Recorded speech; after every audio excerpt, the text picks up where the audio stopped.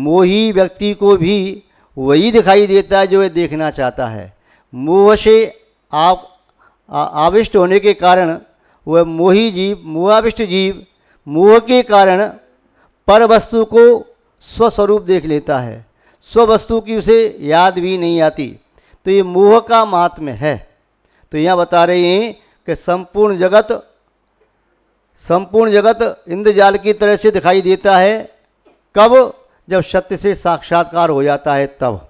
और जब तक सत्य से साक्षात्कार नहीं होता है तब तक संपूर्ण जगत सत्य रूप ही प्रतिभाषित होता है। जैसे अभी आप ऊपर देखें, आपके ऊपर क्या चल रहा है? पंखा चल रहा है। पंखा कैसा है? गोल सर्कल सा दिखाई दे रहा है आपको। क्या दिखाई दे रहा है? गोल सर्कल दिखाई दे रहा है, किंतु यहाँ पर कहीं गोल सर्कल है क्या? और जो है वो दिख नहीं रहा। तीन पाखुड़ी पंखे में दिखाई दे रही। यही माया जाल है, मोह जाल है कि जो है सो तो दिखता नहीं, जो दिखता है सो है नहीं। बचपन में बालक क्या करते थे? लकड़ी ली, अग्नि में लकड़ी को यूँ किया, जलाया उसका आगे वाला हिस्सा, और फिर लकड़ी को यूँ गति से घुमाया तो ऐसा लगता कि अग्नि का गोल सर्कल बन गया है, किंतु अग्नि का गोल सर्कल वहाँ पर है नहीं है। फिर दिख रहा है नहीं। जैसे दीवाल पर, सामने वाली दीवाल पर आपको कलर दिखाई दे रहा है, लाल, पीला, नीला, हरा, जो भी कलर है। क्यों? इस वाली दीवाल पर वह वस्तु सूख रहा है, उस पर सूर्य की सीधी किरणें पड़ रही हैं तो उसका रिफ्लेक्शन असर आ रहा है। यहाँ पर वह लालिमा है नहीं। है क्या? है नहीं, किंतु फिर भी दिख रही है नहीं, फिर भी दिख रही है। और जो है तो वह दिख नहीं रही, क्योंकि जो नहीं है उसने उस है को दबा दिया। जो नहीं है उसने जो है उसको दबा दिया। तो मोह का यही महात्म्य है कि जो है उसको दबा दिया, जो नहीं है उसे दिखा रहा है। इसलिए बिल्कुल ठीक कहा किसी ने, संसार में सुख और दर्पण में मुख है नहीं, दिखता है। संसार में सुख है क्या? फिर सुख कहाँ है? सुख तो आत्मा में है, पर दिखता कहाँ है? व्यक्ति कहता है आज मैं निर्धन हूं तो इसलिए दुखी हूं, धन प्राप्त हो जाएगा तो सुखी हो जाऊंगा। सुख कहाँ खोजा उसने? धन में। वह कहता है अभी मैं रोगी हूं, निरोगी हो जाऊं तो सुखी हो जाऊंगा। सुख कहाँ खोजा उसने? आरोग्यता में। अभी मेरी कोई प्रतिष्ठा नहीं है, जब मैं प्रतिष्ठित व्यक्ति बन जाऊंगा तो मुझे सुख मिलेगा, आनंद आएगा। प्रतिष्ठा में खोजा। अभी मैं एकल हूँ, यदि मेरा परिवार होता तो मैं सुखी हो जाता, परिवार में खोजता है। वह कहता है कि मैं पुत्रहीन हूँ, संतान मेरे पास कोई नहीं है, संतान होती तो सुख मिल जाता। सुख वहाँ खोज रहा है। पर में संसार में सुख खोज रहा है, वहाँ सुख है नहीं, फिर भी खोज रहा है। सुख है कहाँ? आत्मा में। उस सुख को मोहनी कर्म ने आवरणित कर दिया है। मोहनी कर्म जब हटे तो सुख प्रादुर्भूत हो। जैसे सूर्य आकाश में है, वो सूर्य को अपने घर में देखोगे, बक्सा खोल के देखोगे, संदूक खोल के देखोगे, डिब्बिया खोल के देखोगे, बोले क्या देख रहे? वो सूर्य को देख रहा। और सूर्य यहाँ कहाँ है? बोले कहीं मिल जाए तो। बोले फिर कहाँ मिलेगा? बोले आकाश में उदय होगा तब मिलेगा। वह भी ऐसा नहीं हमेशा मिल जाए। तो जहाँ है वहाँ देखो तभी मिलेगा, जहाँ नहीं है वहाँ पर अनंतवार भी देखो तो नहीं मिलेगा। ऐसी हमारी आत्मा का सुख, हमारी आत्मा में, आत्मा के क्षितिज पर ही आत्म सुख का उदय हो सकता है, अन्यत्र नहीं। तो आत्मा का सुख वहीं मिलेगा जहाँ पर संभव है, जहाँ नहीं है तो नहीं मिलेगा। किंतु संसारी प्राणी संसार में सुख है नहीं फिर भी खोजते हैं। दर्पण में मुख है नहीं किंतु मान लेते हैं। क्यों मान लेते हैं? क्यों? दिखता है। संसारी प्राणी को संसार में सुख है नहीं फिर भी दिखता है, और दर्पण में मुख है नहीं फिर भी दिखता है। आप जब जाके देखोगे, दर्पण के सामने खड़े होगे तो आपको अपना चेहरा दिखेगा कि नहीं दिखेगा? कैसे दिखा? उसमें था पहले से नहीं, फिर दिखता है। आपका चेहरा क्योंकि वह इतना निर्मल है कि वो निर्मलता से आपका चेहरा उसमें झलकता है तो दिखता है आपको। ऐसे ही मोह इतना समल है कि संसार में सुख है नहीं, फिर भी आपको मोह के कारण झलकता है, आपको लगता है इसमें है। तो महानुभाव आचार्य महोदय कह रहे हैं कि वह वहाँ नहीं मिलेगा। कहाँ मिलेगा, उसकी क्या विधि है, तो यहाँ बता रही हैं। श्लोक का उच्चारण कर लिया ना। हाँ, यह संसार इंद्रजाल की तरह से है, स्पृहति आत्मलाभाय, आत्मलाभ के लिए जो इच्छा करता है, गत्वा अन्यत्र अनुतप्यते, यदि वे आत्मलाभ के लिए अन्यत्र जाकर के आत्मलाभ प्राप्त करना चाहता है तो नहीं कर पाता। अनुतप्यते, वहाँ तो उसे संताप मिलता है, दुख मिलता है। यदि व्यक्ति शक्कर में नमक का स्वाद लेना चाहे तो न ले सकेगा, और नमक में शक्कर का स्वाद लेना चाहे तो न ले सकेगा।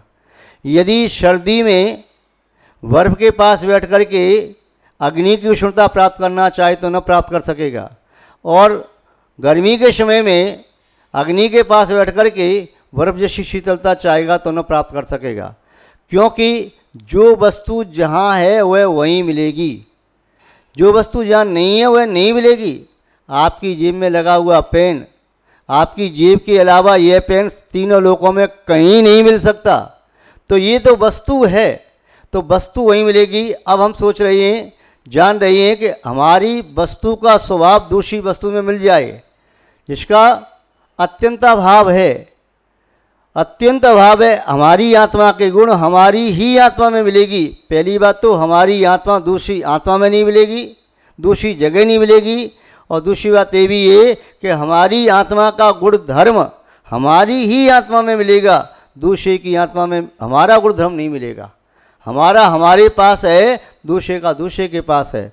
दूसरे के पास जाने से, खोजने से, मांगने से दूसरे में से हमारा गुण धर्म निकल के नहीं आएगा, और दूसरे का हमसे प्राप्त नहीं होगा।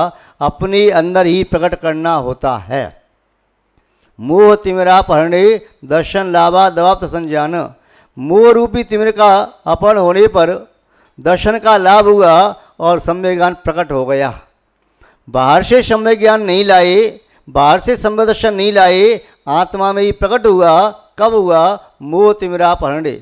जैसे सघन मेघ के हटने पर सूर्य प्रकट हो गया, सघन मेघ के हटने पर चंद्रमा प्रकट हो गया। वह चंद्र कहीं बाहर से लाया नहीं गया, सूर्य कहीं बाहर से लाया नहीं गया, अपितु वहाँ ढका हुआ था, वह प्रकट हुआ है। ऐसे ही आत्मा के स्वभाव, आत्मा के गुण बाहर से हमें लाना नहीं है, आत्मा में प्रकट होंगे। आत्मा रूपी कूप में बाहर से सुख रूपी जल की बूंद डालने की आवश्यकता नहीं है। इस आत्मा रूपी कूप को और गहरा खोद दो। यदि आत्मा रूपी कूप में जल नहीं आ रहा है तो और गहरा खोदो, और गहरा खोदो, और गहरा खोदो, तो जल स्रोत उसमें से निकल करके आ जाएंगे।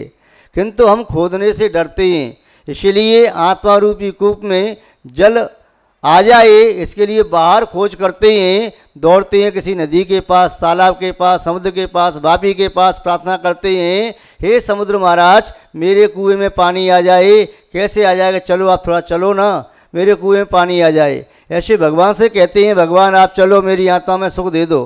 भगवान कहेंगे मौन भाषा में, हमने अपनी आत्मा में अपना सुख प्राप्त कर लिया और तुम भी चाहो तो अपनी आत्मा में सुख को प्रकट करो। तो सुख बाहर से प्राप्त नहीं होगा। सुख जब भी प्राप्त होगा, सुख ही नहीं, आत्मा का कोई भी गुण, तुम्हारी आत्मा का कोई भी गुण होगा, तुम्हारी आत्मा में ही है, उसे तुम्हें ही प्रकट करना होगा। दूसरा तुम्हारी इसमें सहायता नहीं कर सकता, चाहे भी तो भी नहीं कर सकता। तो महानुभाव यहाँ बता रही हैं कि आत्म लाभ की इच्छा करने वाले व्यक्ति को अन्यत्र जाने पर संताप होता है, और आत्म लाभ को प्राप्त करने का इच्छुक वह संसार को माया जाल की तरह से छोड़ देता है।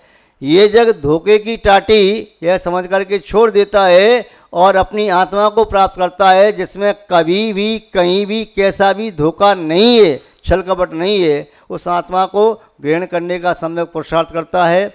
इस प्रकार आचार्य महोदय ने यहाँ पर इस कारिका का संक्षेप में अर्थ इस प्रकार से बताया। विस्तार से पुनः कभी देखना चाहिए। आज बस इतना ही। जय बोलिए श्री शांतनाथ भगवान की, परम पूज्य आचार्य गुरुदेव श्री विद्यानंद जी महाराज की, अहिंसा में विश्व धर्म की, जैनम जयतु शासनम विश्व कल्याण कारकम। ओकारं बिंदु संयुक्तम नित्यं ध्यायन्ति योगिनः कामदं मोक्षदं चैव ओंकाराय नमो नमः। अविरल शब्द घनौगा प्रक्षालित सकल भूतलमल कलंकः मुनिभिरुपाश्रित तीर्था सरस्वती हरतो नो दुर्तान्। अज्ञानतिमिरान्धानां ज्ञानाञ्जनशलाकया चक्षुरुन्मीलितं येन तस्मै श्रीगुरुवे नमः। श्री परम गुरुवे नमः। श्री परम्पराचार्य गुरुवे नमः। सकल कलश विध्वंसकं श्रीयशां परिवर्धकं धर्म संबंधकं भव्यजीवमनः प्रतिबोधकारकं पाप प्रणाशकं पुण्य प्रकाशकं इदं शास्त्रं श्री इष्टोपदेशनामधेयम् अस्य मूलग्रंथकर्तारः श्री सर्वज्ञदेवः तदुत्तरग्रंथकर्तारः श्री गणधरदेवः प्रतिगणधरदेवः तेषां वचनानुसारमासाद्य श्री देवनन्दीयपर्णां पूज्यपाद स्वामिना विरचितं श्रोतारः सावधानतया श्रवन्तु। मंगलम भगवान वीरो मंगलम गौतमो गणी मंगलम कुंद कुंदाद्यो जैन धर्मोस्तु मंगलम सर्वमंगल मांगल्यम सर्वकल्याणकारकम प्रधानम सर्वधर्माणां जैनम जयतु शासनम जैनम जयतु शासनम जैनम जयतु शासनम। यस्य स्वयं स्वभावाप्ति रभावे कृष्ण कर्मणः तस्मै संज्ञानरूपाय नमोस्तु परमात्मने। णमो अरिहन्ताणं णमो सिद्धाणं णमो आयर्याणं णमो अध्यायाणं णमो लोये सौवशाहुणम्। जय बोलिए त्रिकालवर्ती त्रैलोक पूज्य विश्वाराध्य पंच परमेष्टि भगवान की, अनंतानंत सिद्ध परमेष्टि भगवान की, वर्तमान जिन शासन नायक श्री वर्धमान महावीर भगवान की, परम पूज्य आचार्य भगवान श्री उमा पूज्यपाद स्वामी मुनि महाराज की, परम पूज्य चारित्र चक्रवर्ती आचार्य श्री शांत सागर जी मुनि महाराज की, परम पूज्य सिद्धांत चक्रवर्ती श्वेत पेक्षाचार्य गुरुदेव श्री विद्यानंद जी महाराज की, श्रीमद् जैन धर्म की। जैनम जयतु शासनम विश्व कल्याण कारकम। धर्म स्नेही सत श्रद्धालु यहाँ पर उपस्थित आप सभी भव्य वर पुंडरीक पुण्यात्मा महानुभाव आचार्य भगवान पूज्यपाद स्वामी जी यहाँ इष्टोपदेश की 40 नंबर की कारिका में उस योगी के संबंध में क्या बताना चाह रही हैं। योगी की प्रवृत्ति आत्म स्वरूप में संलग्न साधक की प्रवृत्ति, एक जागे हुए व्यक्ति की क्रियाएं, आत्मा के स्वभाव में निमग्न रहने का इच्छुक एक धर्मात्मा संयमी किस प्रकार अपनी प्रवृत्ति करता है। सोए हुए व्यक्ति की प्रवृत्ति अनेक प्रकार की हो सकती हैं, जागे हुए व्यक्ति की प्रवृत्ति एक प्रकार की होती है। किंतु आपको ये बात बड़ी विपरीत सी लग रही होगी। आप सोचते होंगे कि सोए हुए व्यक्ति की प्रवृत्ति एक जैसी होती है और जागे हुए व्यक्ति की प्रवृत्ति अनेक प्रकार की होती है। ये आपके व्यवहार की बातें हैं। निश्चय से देखा जाए तो सोया हुआ व्यक्ति अनंत प्रकार की प्रवृत्ति करता है जो आत्म स्वरूप में सुसुप्त है, किंतु जो आत्म स्वरूप में जागा हुआ है उसकी केवल एक ही प्रवृत्ति होती है, स्वात्मोपलब्धि रूप, सिद्धि को प्राप्त करने रूप, कर्म क्षय करने रूप, अनात्मा से छूटने रूप। उसकी एक ही प्रवृत्ति है, समस्त प्रवृत्ति दिखाई देने पर भी एक है। किंतु जो बाह्य आलोक से जाग चुके हैं, जिनके नेत्र उन्मीलित हो चुके हैं, सूर्य के प्रकाश में विचरण कर रहे हैं, चंद्रमा की चांदनी में जो गमन करते हैं, जो अन्य प्रकार का आलोक लेकर के निशा में चर करते हैं, वे दिवाचर व निशाचर यदि आत्म स्वरूप से सोए हुए हैं, बाहर में जागते प्रतीत भले ही हों, किंतु वास्तव में वे सोए हुए हैं। इसलिए वे अनंत प्रकार की प्रवृत्ति करते हुए दिखाई देते हैं। किंतु जो आत्म स्वरूप में जागृत है, वह योगी अनेक प्रकार की प्रवृत्ति करता हुआ बाहर से दिखाई देता है, किंतु फिर भी उसकी प्रवृत्ति एक होती है। उदाहरण के माध्यम से समझना चाहें तो ऐसे समझें, किसी बालक का मन किसी खिलौने वाले की दुकान पर अटक गया, या कोई और वस्तु लेने के लिए मन मचल गया, या माँ ने घर में मिठाई बनाई उसे प्राप्त करने के लिए उसका मन उसमें लीन हो गया। अब वह वस्तु लेना चाहता है, खिलौना लेना चाहता है, पिताजी से कहा खिलौना चाहिए, पहले तुम ये काम करके आओ तब खिलौना मिलेगा। वह काम करते हुए ही उसका मन खिलौने में रखा है।